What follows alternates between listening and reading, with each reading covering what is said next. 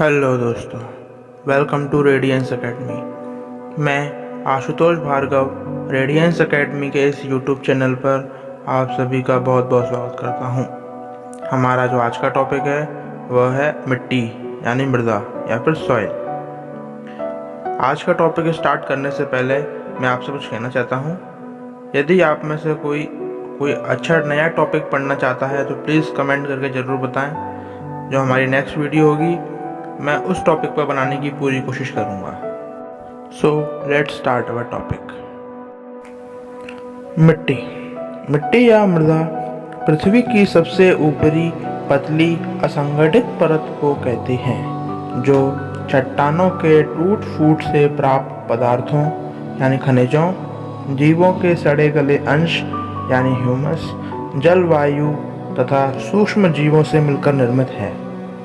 1953 में भारतीय कृषि अनुसंधान परिषद ICAR the Indian council of agricultural research द्वारा स्थित अखिल भारतीय मृदा सर्वेक्षण समिति ऑल इंडिया सॉइल सर्व कमिटी को 8 समूहों में वर्गीकृत किया गया है। इसमें फर्स्ट है जलोढ़ यानी जलोढ़ मिट्टियाँ, काली मिट्टियाँ, लाल मिट्टी, लेटेराइट मिट्टी, पर्वतीय मिट्टी, शुष्क मरुस्थलीय मिट्टी, लवणीय मिट्टी, दलदलीय या युक्त मिट्टियाँ।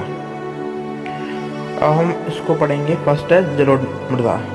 यह भारत का सबसे बड़ा मृदा समूह है।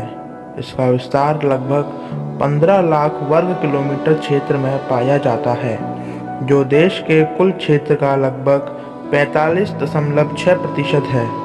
यह मिट्टी नदियों द्वारा लाए गए जलोढ़कों अथवा कॉप से निर्मित है, इसलिए इसे अक्षेत्रीय मृदा, एजोनल सॉइल अथवा प्रवासी मिट्टी, माइग्रेटेड सॉइल कहते हैं।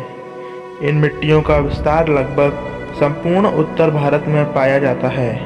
उत्तर पूर्व में ब्रह्मपुत्र नदी घाटी में इसका विस्तार पाया जाता है। नदियों के डेल्टाई क्षेत्रों में इस मिट्टी का विकास हुआ है।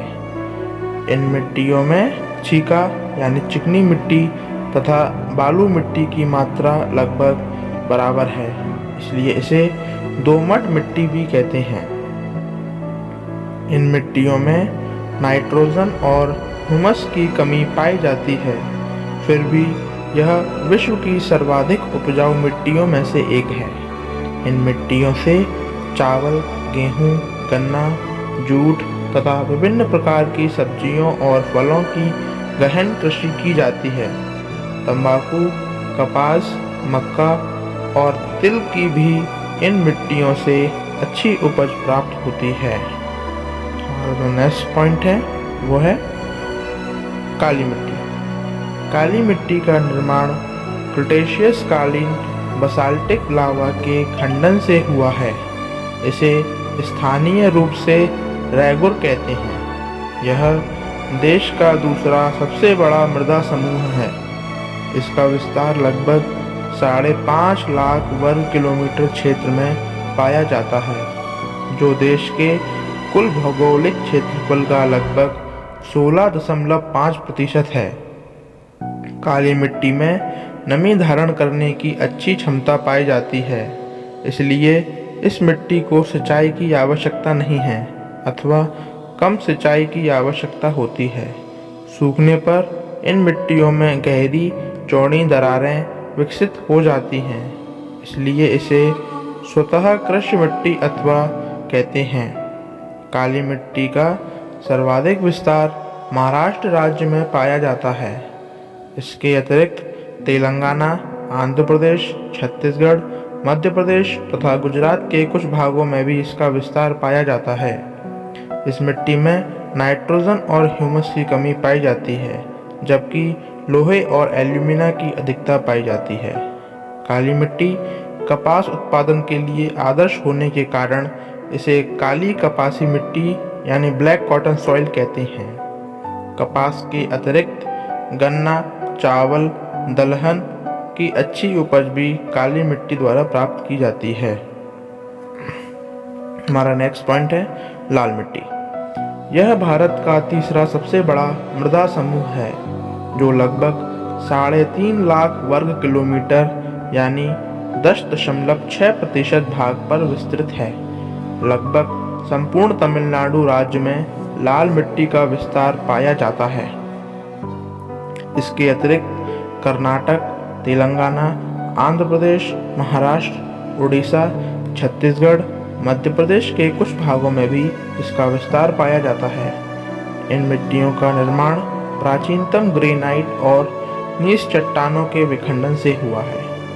इन मिट्टियों में नाइट्रोजन और ह्यूमस की कमी पाई जाती है तथा लोहे की अधिकता होती है। सिंचाई सुविधाओं का विस्तार कर इन मिट्टियों से कपास, गेहूं, चावल, दलहन और तंबाकू की अच्छी उपज प्राप्त हो रही है। नेक्स्ट पॉइंट इज लेटेराइट मिट्टी। लेटेराइट मिट्टी का निर्माण आर्द्र और शुष्क जलवाहिक दशाओं के क्रमिक अपवर्तन वाले क्षेत्रों में होता है। चूना और सिलिका जैसे जल में घुलनशील पोषक तत्व का निक्षालन होने से इन मिट्टियों का निर्माण होता है। इस प्रकार लेटेराइट मिट्टी निक्षालन से अधिक प्रभावित है तथा अत्यधिक निक्षालन के कारण तेजी से अनुपजाऊ हो रही है। इन मिट्टियों में लोहे और एल्यूमिना की अधिकता होती है तथा चूना और सिलिका की कमी पाई जाती है। सामान्यतः इन मिट्टियों में ह्यूमस की कमी होती है, परंतु कहीं-कहीं इनमें ह्यूमस की अधिकता पाई जाती है। नेक्स्ट पॉइंट है,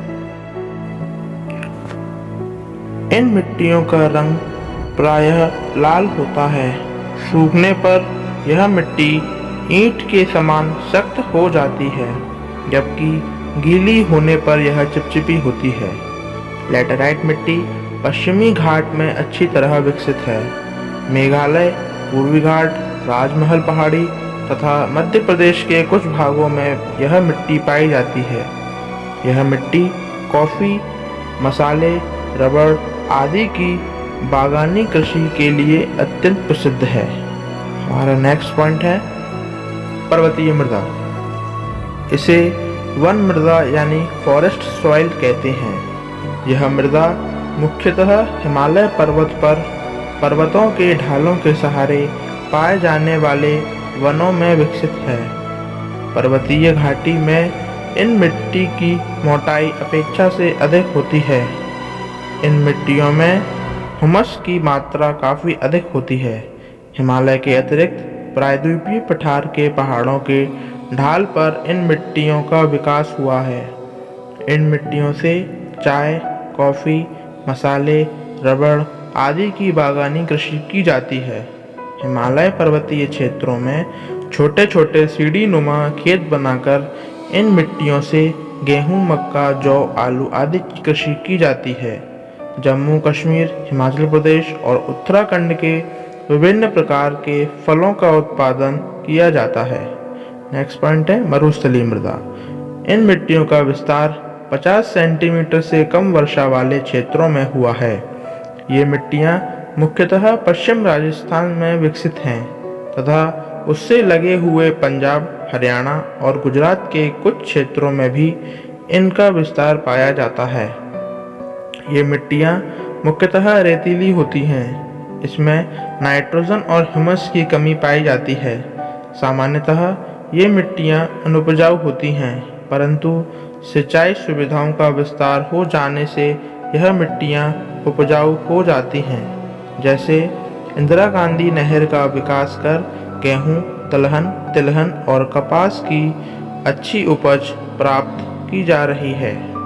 हमारा जो नेक्स्ट पॉइंट है वो है नमकीन मृदा। यह मिट्टी राजस्थान, पंजाब, हरियाणा, उत्तर प्रदेश, बिहार, महाराष्ट्र, कर्नाटक और तमिलनाडु के शुष्क और अर्धशुष्क क्षेत्रों में उन स्थानों पर पाई जाती है जहां नहरी सिंचाई सुविधाओं का विस्तार हुआ है।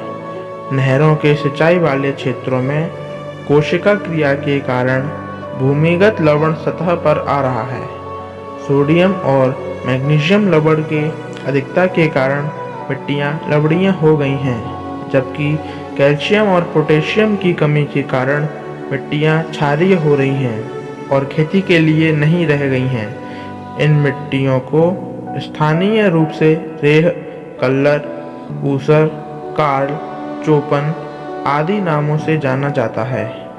नेक्स्ट पॉइंट इज पीर यानी दलदली मृदा।